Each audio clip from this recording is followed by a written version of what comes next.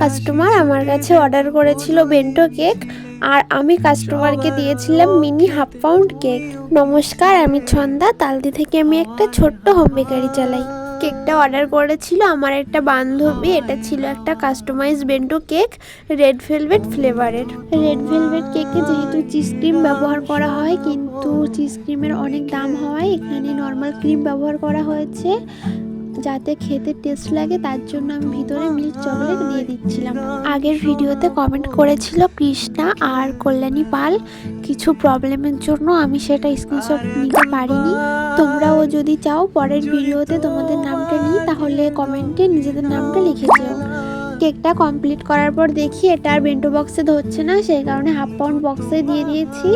আর তোমরা যারা চাও ছোটোর মধ্যে বার্থডে সেলিব্রেশন করতে, আবার পুরো কেকটা যেন ঢেকে না থাকে, যেমন বেন্টো বক্সে হাফ কেকটা পুরো ঢেকেই যায়, তাদের বলছি তোমরা কিন্তু এরকম মিনি হাফ পাউন্ড কেক নিতে পারো, কাস্টমাইজ করেও নিতে পারবে।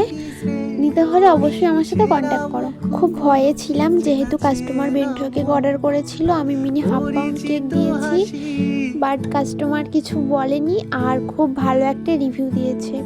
কেকটা কেমন হয়েছে সবাই জানিও। টাটা সবাইকে।